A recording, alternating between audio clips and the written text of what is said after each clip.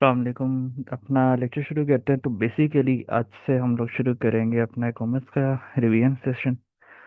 अब revision session में हम लोग एक कॉमन अजम्पशन लेके चलेंगे कि आप लोगों ने थोड़ा बहुत पढ़ लिया हुआ है और ये एक तरह से रिवाइज कर रहे हैं। यानी ये नहीं है कि आपने सारा गो थ्रू इधर से ही करना है।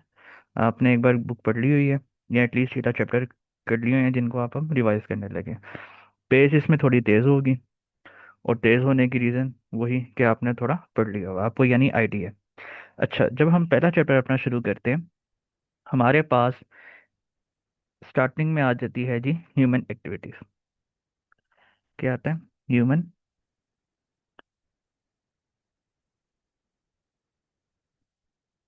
क्या हो गया है?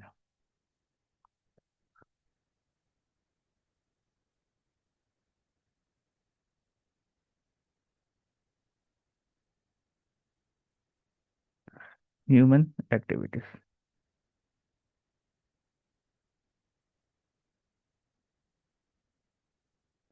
अच्छा भाई, अब हम लोग ये कहने के ह्यूमन एक्टिविटीज है, तो क्या ह्यूमन एक्टिविटीज के बगैर भी कोई एक्टिविटीज होंगी?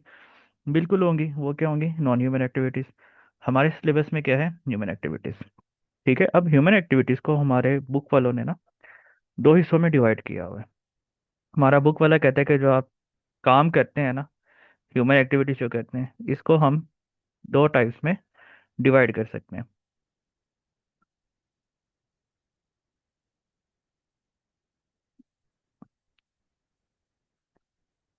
एक सेकेंड।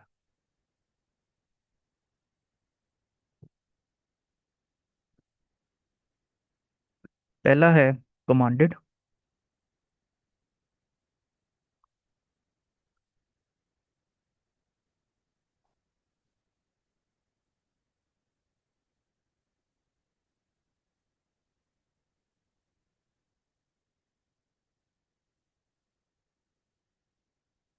यार,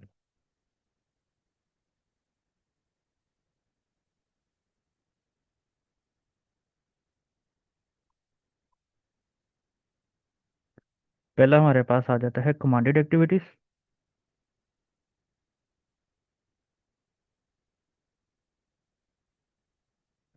अब सेकंड हमारे पास आ जाएगा अनकमांडेड एक्टिविटीज।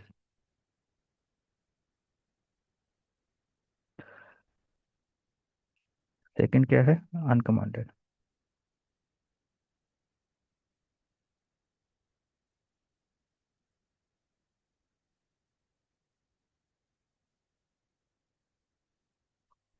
अनकमांडेड human activities. अब इन दोनों में फ़र्क हमारे पास क्या आता है? कमांडेड क्या है, अनकमांडेड क्या है? तो पहले हम लोग समझते हैं अनकमांडेड को। अनकमांडेड क्या है? वो वाली एक्टिविटी जिन पे आपका इख्तियार नहीं चलेगा,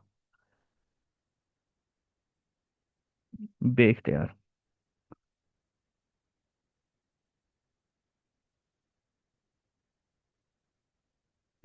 वो वाली एक्टिविटी जिन पे आपका इख्तियार नहीं चलना, उसको हमने क्या कह दिया? अनकमांडेड एक्टिविटीज।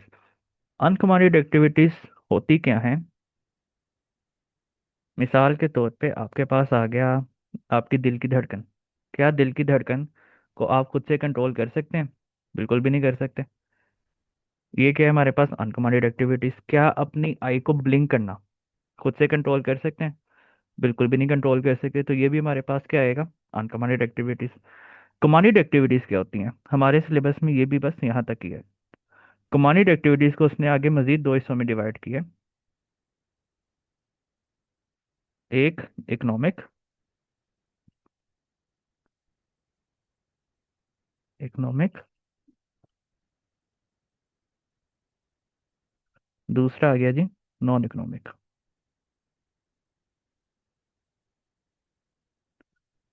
Non economic. इसको नॉन इकोनॉमिक कमांडेड एक्टिविटीज भी कहा जाता है, नॉन इकोनॉमिक ह्यूमन एक्टिविटीज भी कह सकते हैं। इसी तरह इकोनॉमिक एक्टिविटीज को भी इकोनॉमिक ह्यूमन एक्टिविटीज कह लें, इकोनॉमिक कमांडेड एक्टिविटीज कह लें, दोनों तरीके ठीक होते हैं। ठीक है, अब हमारे पास नेक्स्ट आ जाएगा। एक सेकंड में पहले पेन थोड़े सेट कर लूँ और इसकी भी थिकनेस हम कर देते हैं ये।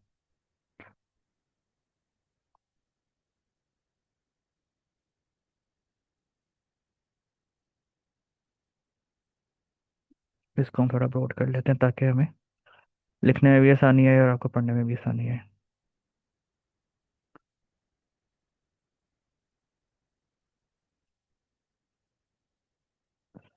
अच्छा जी, हम लोग पहले अब कर लेते हैं नॉन इकोनॉमिक। नॉन इकोनॉमिक के कौन कौन से हैं? नॉन इकोनॉमिक में पहला आ जाएगा हमारे पास रिलीजियस।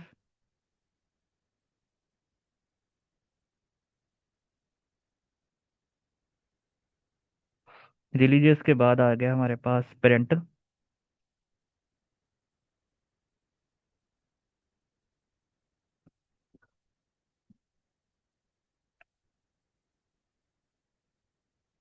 और पेरेंटल के बाद आ जाएगा हमारे पास अपना क्या आता है, पेरेंटल आ गया, सोसाइटल आ गया,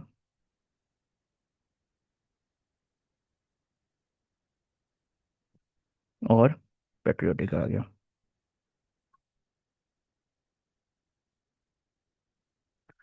ठीक है, ये चार हमारे पास क्या है, नॉन इकोनॉमिक ह्यूमन एक्टिविटीज। ठीक है, ये चार क्या गया हमारे पास, नॉन इकोनॉमिक एक्टिविटीज। अब होते क्या हैं, अगर आप अपनी दीन की खिदमत कर रहे हो, अगर आप अपने दीन की खिदमत कर रहे हो पैसा लिए बगैर, पैसा लिए बगैर,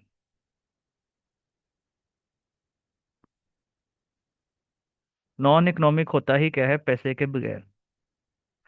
ठीक है, अब अगर आप अपनी दीन की खिदमत कर रहे हैं पैसा लिए बगैर, ये आपके पास क्या आएगा, रिलीजियस एक्टिविटी।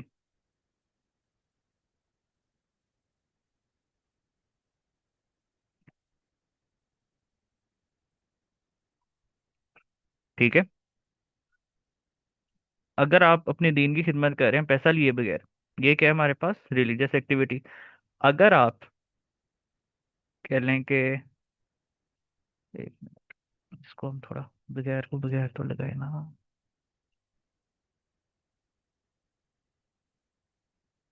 पैसे लिए बगैर, जहां पे भी आपका ये आएगा ना, नॉन इकोनॉमिक एक्टिविटी, ये सारे क्या होते हैं, पैसे लिए बगैर आएंगे। नजर ही नहीं आना।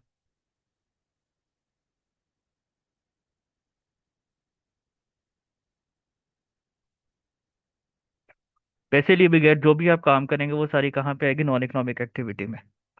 ठीक है, ये चीज हमें क्लियर हो चुकी है।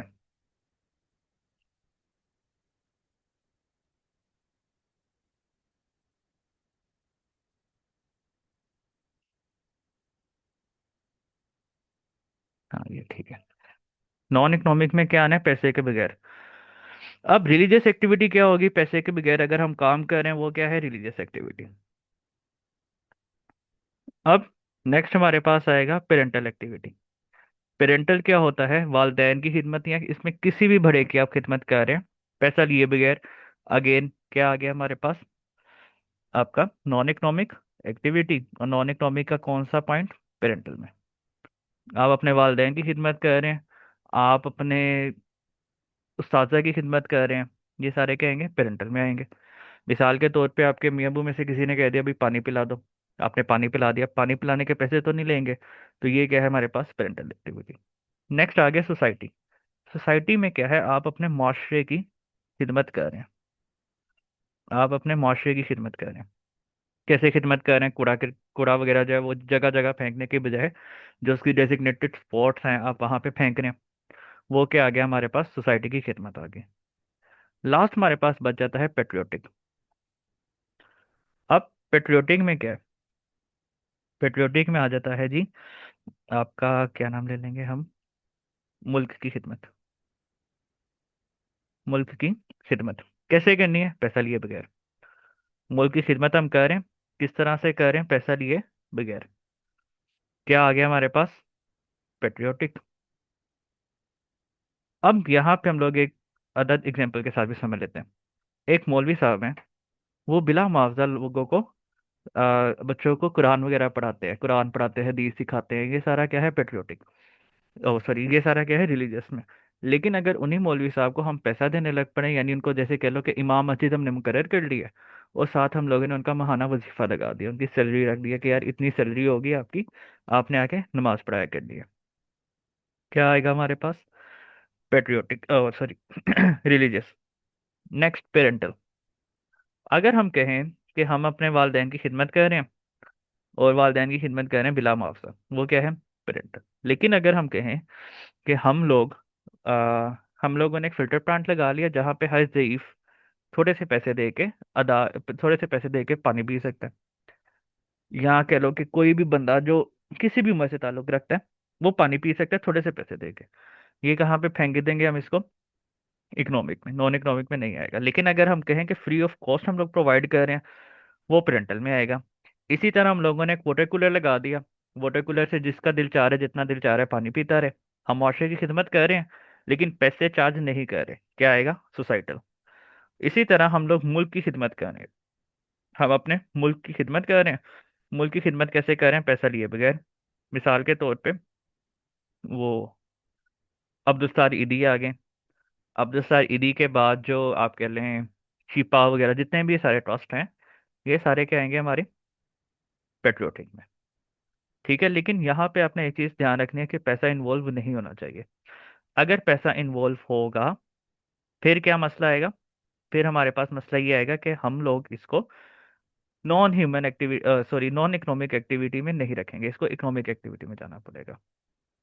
आसान अल्फाज, पैसा नहीं होना चाहिए और आप किसी की भी खिदमत कर रहे हैं, वो सारी क्या है? Non economic activity. नेक्स्ट हम चलते हैं इकोनॉमिक एक्टिविटी में।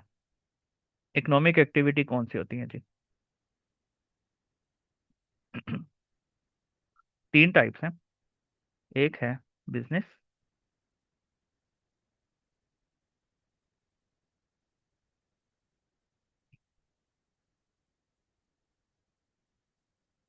बिजनेस किसको कहते हैं जी?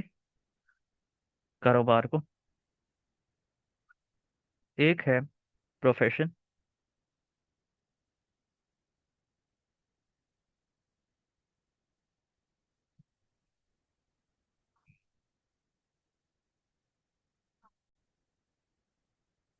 अच्छा जी, बिजनेस आ गया, प्रोफेशन आ गया, लास्ट में हमारे पास एक चीज बच जाती है जिसको हम कहते हैं एम्प्लॉयमेंट।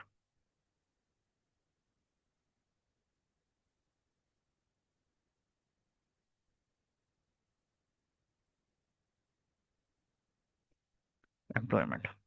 ठीक है। अब यहाँ पे क्या क्या चीजें आएंगी, इसको हम बारी बारी स्टडी करेंगे। क्यों स्टडी करना इसके लिए जरूरी है? क्योंकि हमारे पास इनका आगे से काम चलता रहना है। पहले हम स्टडी कर लेते हैं अपना, किसको स्टडी करें? प्रोफेशन को कर लेते हैं।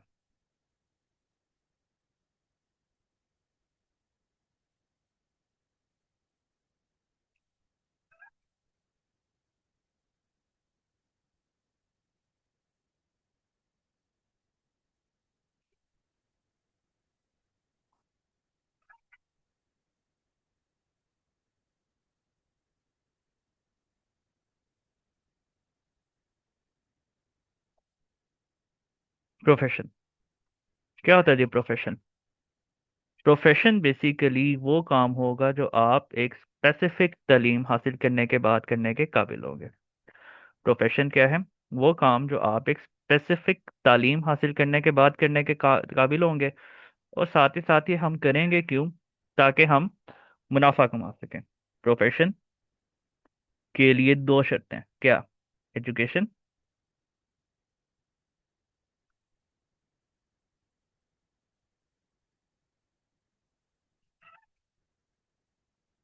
एक आ गया एजुकेशन, स्पेसिफिक एजुकेशन होनी चाहिए। मिसाल के तौर पे डॉक्टर।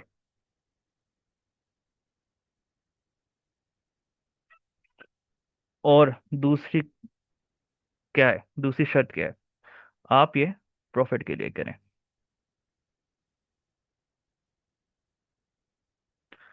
पहली शर्त क्या है? आपके पास स्पेसिफिक तालीम होनी चाहिए। दूसरी शर्त क्या है कि आप ये किसके लिए कर रहे हैं जी? प्रॉफिट के लिए।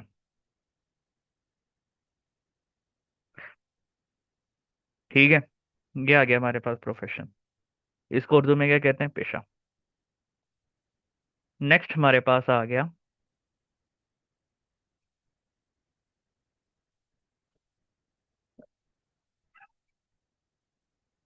बिजनेस।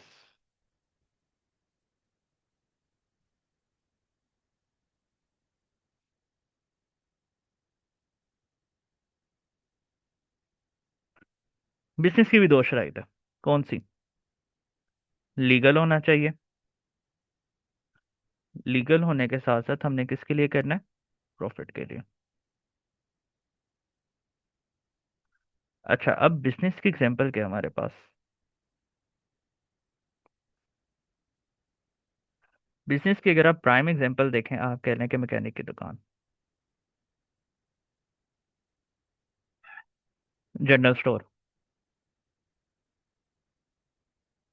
कटिंग वाला, हेयर ड्रेसर, हेयर ड्रेसर, ये सारे क्या है हमारे पास? बिजनेस है। दो शराइत है, कौन कौन सी? लीगल हो, दूसरा प्रॉफिट के लिए हो। अगर लीगल नहीं है या प्रॉफिट के लिए नहीं है, ये हमारा कारोबार नहीं होगा। आखिरी टाइप हमारे पास बचती है इकोनॉमिक एक्टिविटी की, और वो क्या है?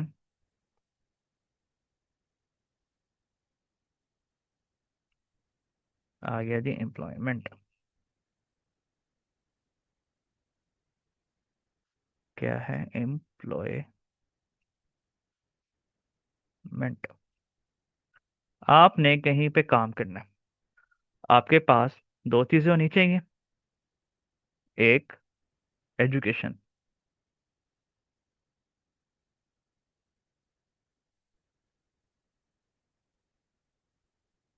एजुकेशन, एक्सपीरियंस, ये आ गई पहली शर्त। ये एजुकेशन हो जाए या एक्सपीरियंस हो जाए, दोनों हो जाए, तो फिर तो ज़्यादा बेहतर है। हमें क्या मिलेगा? एम्प्लॉयमेंट, यानी हम किसी के अंडर काम करेंगे। ठीक है। इसके अलावा इस पे अब हमें मिलेगा क्या? हमें मिलेगी सैलरी। एम्प्लॉयमेंट में और प्रोफेशन में क्या फ़र्क है? यहाँ पे हम लोग काम करते हैं प्रॉफिट में, जबकि एम्प्लॉयमेंट में अगर हम आए, एम्प्लॉयमेंट में किस पे काम करेंगे? सैलरी पे। ये फिक्स होगी। मिसाल के तौर पे अगर आप कह लें कि जी हमारा डॉक्टर है एक बंदा, और डॉक्टर जो है वो काम कर रहा है हॉस्पिटल में। डॉक्टर हॉस्पिटल में काम कर रहा है, वो क्या है? उसको एक फिक्स सैलरी मिलेगी। डॉक्टर एक हॉस्पिटल में काम कर रहा है, उसको हम फिक्स सैलरी दे रहे हैं, ये क्या है? हमारी एम्प्लॉयमेंट। इसी तरह अगर हम कह दें कि डॉक्टर है लेकिन वो प्राइवेट प्रैक्टिस कर रहा है, यानी उसने अपनी एक दुकान खोली हुई है, अपना एक स्टोर खोला हुआ है, अपना एक कह लें कि क्लिनिक खोला हुआ है। अब ये क्या है? ये आएगा हमारे पास प्रोफेशन। क्यों? अपना काम कर रहा है, अपना कारोबार चला रहा है। ठीक है। नेक्स्ट, अगर हम देखें कि जी प्रोफेशन में और बिजनेस में क्या फ़र्क है, तो यार प्रोफेशन जब आप करते हैं ना, प्रोफेशन के लिए आपको एक स्पेसिफिक नॉलेज होनी चाहिए। प्रोफेशन के लिए आपके पास स्पेसिफिक नॉलेज होनी चाहिए, जबकि बिजनेस में आपके पास स्पेसिफिक नॉलेज ना भी हो, काम चल जाएगा। मिसाल के तौर पे अगर कोई रियल एस्टेट वाला है, ज़रूरी तो नहीं है उसने बैचलर्स किया होगा रियल एस्टेट एडवाइजरी में, लेकिन वो काम तो कर रहा है, बिजनेस तो चला रहा है। तो ये क्या है? हमारे पास बिजनेस की एग्जांपल है। बिजनेस के लिए स्पेसिफिक नॉलेज होना ज़रूरी नहीं है, जबकि प्रोफेशन के लिए स्पेसिफिक नॉलेज होना ज़रूरी है। ठीक है। ये था हमारा बेसिक बेसिक काम। अब हम इसको आगे लेके चलते हैं।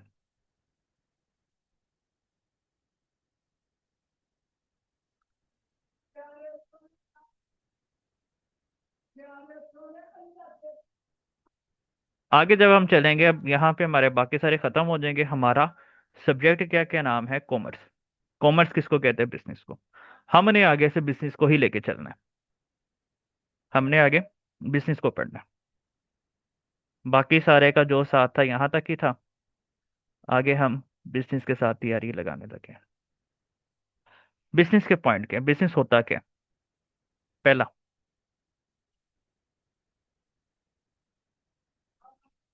बिजनेस क्या होती है जी? Legal activity. लीगल।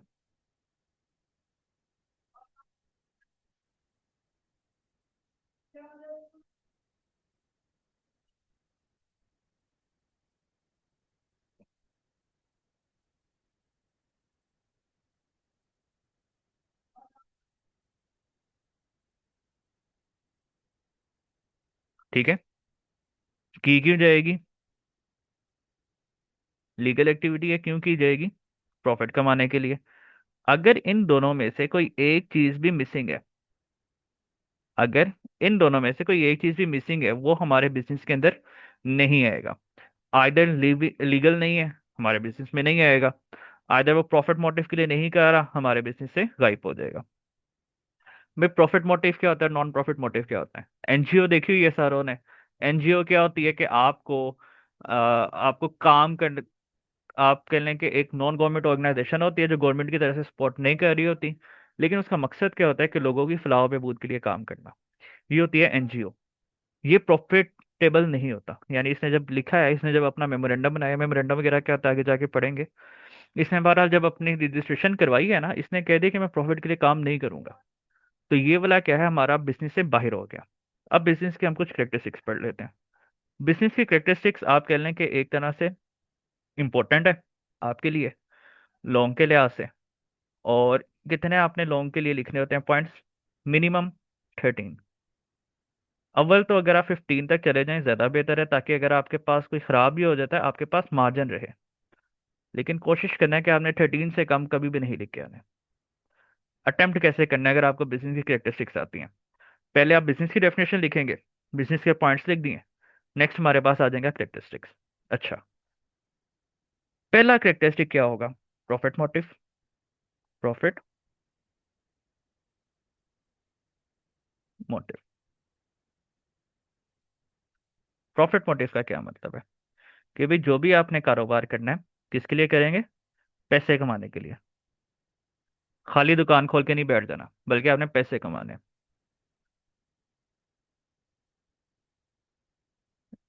उसके बाद goods and services. Goods and services. आप दुनिया जहां में किसी भी जगह पे चले जाएं, कारोबार दो ही चीजों का हो रहा होगा, या चीजों का या सर्विसेज का। गुड्स का क्या मतलब होता है कि आप चीजों में डील कर रहे हैं, मिसाल के तौर पे जनरल स्टोर है, वहां पे आप जाएंगे, चीजें खरीद के वापस आ जाएंगे। सर्विसेज किसको कहते हैं कि आपको सर्विस मिल रही है। सर्विस क्या होती है?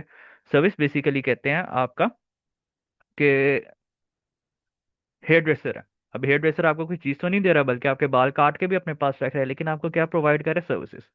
इसी तरह आप अकेडमी जाते हैं, अकेडमी में भी आपको कोई फिजिकल चीज़ नहीं मिलती, आपको टीचिंग मिलती है। आप यूनिवर्सिटी जाते हैं, कॉलेज जाते हैं, आपको फिजिकल कुछ नहीं मिल रहा होता, आपको सर्विसेज मेरी होती हैं, पढ़ाया जाता है आपको। ये होते हैं सर्विसेज। ठीक है, ये फर्क है। आगे, बिजनेस में क्या होता है? रिस्क का element. Element of risk, risk कह लें या खाली रिस्क कह लें। कारोबार आपको कभी भी गारंटी नहीं देता कि भाई हम लोगों ने प्रॉफिट ही कमा के देना आपको, नहीं। कारोबार कहेगा यार देखो तुमने पैसा लगाया, लगा दिया, अब इसके ऊपर तुम्हें प्रॉफिट भी हो सकता है, इस पे तुम्हें लॉस भी हो सकता है, तुमने रोना नहीं है। प्रॉफिट हो गया अच्छी बात है, नहीं हुआ कोई बात नहीं, अगली बार हो जाएगा। नेक्स्ट,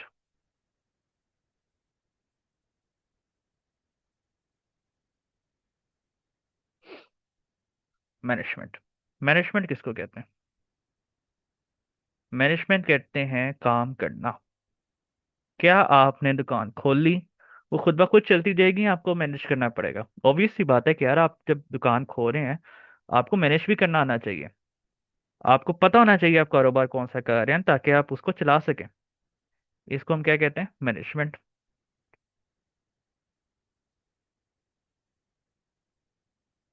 नेक्स्ट आ गया कैपिटल।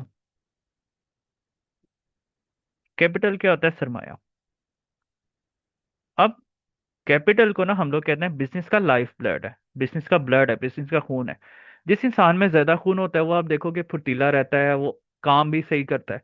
इसी तरह अगर हमने बिजनेस के अंदर भी कैपिटल ज्यादा लगाया हुआ है ना, हमारा बिजनेस जल्दी ग्रो करेगा, हमारा बिजनेस अच्छा चलेगा।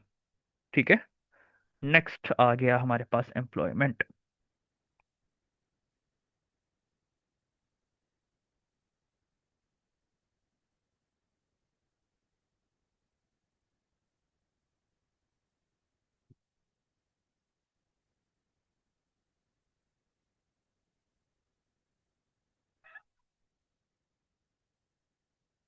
एम्प्लॉयमेंट क्या होता है जी? एम्प्लॉयमेंट, एम्प्लॉयमेंट बेसिकली कहते हैं किसी के साथ काम करना। अब जब आप बिजनेस खोल रहे हैं, आप दुकान खोल रहे हैं, आपको हेल्पर चाहिए होंगे।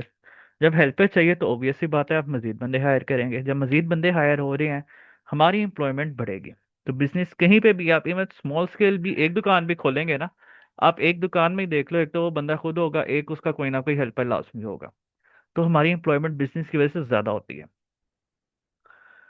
फिर आ गया जी रेगुलर ट्रांजेक्शन्स, इसको हम कह रहे हैं ट्रांजेक्शन, बल्कि रेगुलर ट्रांजेक्शन ही लिख लेते हैं।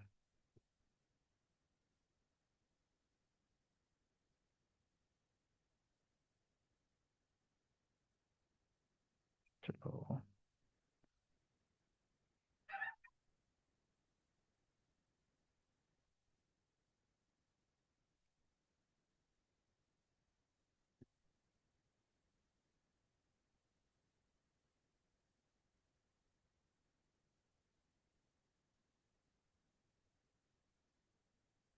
रेगुलर ट्रांजैक्शंस, रेगुलर ट्रांजैक्शंस का क्या मतलब है कि आपने कोई भी काम जब करना है वो रेगुलरली कर रहे हो।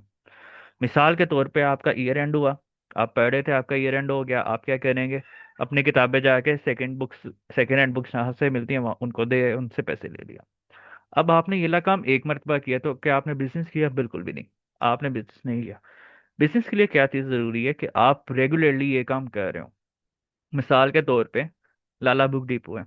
अब लाला बुक डिपो ने क्या करना है, यही काम बार बार करते जाना है। किताबें खरीदी बेच दी, किताबें खरीदी बेच दी। ये होता है रेगुलर ट्रांजेक्शन। तो बिजनेस में आपको रेगुलर होना जरूरी है, यानी ट्रांजेक्शन्स आपने बार बार एक ही काम करते जाना है, करते जाना है। वही आपका बिजनेस होगा। फिर आ गया जी यूटिलिटी। यूटिलिटी, यूटिलिटी किसको कहते हैं? डिमांड। यूटिलिटी किसको कहते हैं? डिमांड को। बिजनेस क्या करता है, लोगों में किसी भी चीज़ की डिमांड को उजागर कर लेता है। मिसाल के तौर पे आप लोगों को एक चीज़ का पता ही नहीं है, आप उसको खरीदना चाहोगे? बिल्कुल भी नहीं। लेकिन जब आपको पता लगेगा, आप लोग कहोगे कि यार नहीं, ये चीज़ तो खरीदनी चाहिए। और वो चीज़ आपको पता लगाती कैसे है, कौन पता लगवाता है? ऑब्वियसली क्या होता है? बिजनेस होता है। बिजनेस से एडवर्टाइजमेंट करता है, बिजनेस से एडवर्टाइजमेंट को कंट्रोल करता है, प्रोसीड करता है, वही आपका सारा काम चला रहा होता है। नेक्स्ट हमारे पास आता है पॉइंट नंबर,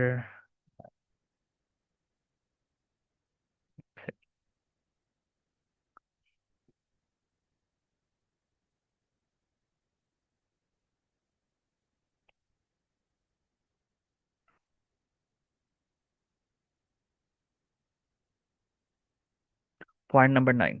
पॉइंट नंबर 9 क्या है हमारे पास? Transaction for a price. Transaction for price, यानी जो भी चीज़ का आपने लेन देन करना है, आपने उसके बस कोई ना कोई पैसे रखने हैं। इसको कहते हैं ट्रांजैक्शन फॉर प्राइस। नेक्स्ट आ जाएगा प्रॉफिट। आपने कोई भी चीज़ बेचनी है, आपने रीजनेबल प्रॉफिट के ऊपर बेचनी है, ज़्यादा प्रॉफिट लेंगे आपका काम धंधा नहीं चलेगा। तो आपने क्या करना है, रीजनेबल प्रॉफिट पे सामान बेचें। आगे, एक्सचेंज ऑफ आइडियाज। खाली आइडियाज लिख लेते हैं। देखो, आप लोगों ने देखा कि यार आहिस्ता आहिस्ता हम लोग क्या कर रहे हैं, हमारा दिल नहीं चाहता कि हम उठ के पंखा बंद करें, पंखा स्लो करेंगे, पंखा तेज करें। हमें एक ऐसा पंखा चाहिए जो क्या वो रिमोट से कंट्रोल हो सके। हमने यही बात जाके आगे कन्वे की, उसने और आगे कन्वे की, आहिस्ता आहिस्ता क्या बन गया, वो रिमोट वाले पंखे आ गए हैं, डीसी पंखे आ गए हैं। तो ये आइडियाज किसने जनरेट किए हैं? बिजनेस ने जनरेट किए हैं। कैसे जनरेट करेगा? कस्टमर से पूछ के। कस्टमर उनको आगे बताएगा दुकानदारों को, दुकानदार आगे होलसेलर को बताएंगे, होलसेलर आगे जाके कंपनी मालकान को बताएंगे, और वो इसके ऊपर काम करके आपको वो चीज़ें प्रोवाइड करेंगे। नेक्स्ट आ गया जी क्रिएटिंग कस्टमर। बिजनेस क्या करता है, आपको कस्टमर बना के देता है। ठीक है, बिजनेस क्या करता है, आपको कस्टमर बना के देता है। कस्टमर बनाने का क्या मतलब है? आपकी मदद करेगा कि यार नहीं, ये चीज़ें आप लोग लेके आओ मार्केट में, हम बिकवाएंगे। ठीक है। फिर आ गया हमारे पास इनोवेशन। आइडियाज आएंगे, आइडियाज की वजह से क्या होता है? इनोवेट होता है। इनोवेशन से क्या मुराद है कि आपका काम आगे चल रहा है। जैसे वो हम लोगों ने कहा कि अब पंखे किस तरह के आने लग पड़े कि पंखे आप रिमोट से कंट्रोल कर लें। ये होती है इनोवेशन। उसके बाद, हाँ, इनोवेशन भी अब किसकी वजह से पॉसिबल हुई है? बिजनेस की वजह से ऑब्वियसली पॉसिबल हुई है। हमारे पास आते हैं मिडल मैन। मिडल मैन कौन होते हैं? मिडल मैन कहते हैं एजेंट्स को। एजेंट्स की भी रोजगार यहाँ से चलता है। बिजनेस से जितना बिजनेस आगे ग्रो कर रहा है उतना मिडल मैन भी आगे ग्रो करेगा, उतना उनको भी पैसा ज्यादा मिलेगा। लास्ट पॉइंट हमारे पास आ जाता है, और यहाँ पे हम अपना लेक्चर भी वाइंड अप करेंगे, कल्चर। कल्चर किसको कहते हैं? कल्चर कहते हैं कि आपके पास क्या चीज चल रही है। ठीक है, कल्चर कहते हैं कि आपके पास क्या चीज चल रही है। अब हमारा कल्चर दूसरे मुल्कों को कैसे पता लगेगा, दूसरे मुल्कों का कल्चर हमें कैसे पता लगेगा? जब दूसरे मुल्क वाले आएंगे हमारे पास, हमारा बिजनेस देखेंगे, वो हमारा बिजनेस अडॉप्ट करेंगे, हमारा बिजनेस अडॉप्ट करेंगे, वो हमारे कल्चर को सीखेंगे। इसी तरह जब हम लोग दूसरों के बिजनेस अडॉप्ट करेंगे, हम लोग उनका कल्चर सीखेंगे। ठीक है। एक मुल्क का कल्चर दूसरे मुल्क को कैसे पता लगता है? जब हम एक दूसरे का कल्चर अडॉप्ट करते हैं, एक दूसरे के रहन सहन को देखते हैं, रहन सहन को देखेंगे, आगे चलता जाएगा काम। इसको हम कहते हैं आपका कल्चर आगे बिजनेस की वजह से कैसे चल रहा है। ठीक है। कल्चर आगे जाने का क्या मतलब है कि बिजनेस हम लोग कर रहे हैं, हम एक जगह से दूसरी जगह, दूसरी जगह से तीसरी जगह पे आगे जाते जा रहे हैं। अब पाकिस्तानी कोई बंदा है, उसने क्या किया होगा? शलवार कमीज पहनी होगी, अमूमी तौर पे शलवार कमीज पहनी होती है। अब शलवार कमीज आहिस्ता आहिस्ता आगे जा रही है, कहाँ पे आगे जा रही है? अभी दूसरे मुल्कों में जा रही है, वो भी अडोप्ट करेंगे। दूसरे मुल्क वाले हमारे पास आए, हमने देखा पैंट शर्ट पहनी है, हमने उनकी पैंट शर्ट अडोप्ट कर ली। इस तरह से कल्चर एक मुल्क से दूसरे मुल्क में जाता है। कैसे जाता है? बिजनेस के लिए। अमूमी तौर पे जब भी एक बंदा दूसरी जगह पे सबसे पहले मर्तबा जाएगा ना, कारोबार के लिए जाएगा। ईस्ट इंडिया कंपनी पाकिस्तान में आई थी, इंडिया में आई थी, सब कॉन्टिनेंट जो था बेसिकली, सब कॉन्टिनेंट में आई थी। उसका वाहिद मकसद क्या था? भाई हम आपके साथ ट्रेडिंग करने आए हैं, हम आपके साथ बिजनेस करने आए हैं। अब वही वाला बिजनेस करने जब आए, ऐसा ऐसा यहाँ पे सेटल हो गए, कल्चर देखा, कल्चर को अडॉप्ट किया, हमारे साथ रहने लग पड़े, हमारे ऊपर कब्जा भी कर लिया। तो कल्चर बेसिकली कैसे फॉरवर्ड होता है? बिजनेस के थ्रू। ठीक है, यहाँ तक आप पढ़ें। कोई मसला है डिस्कस करें, नंबर मैं आपको लिख देता हूँ, इसके ऊपर आप रब्ता कर लें।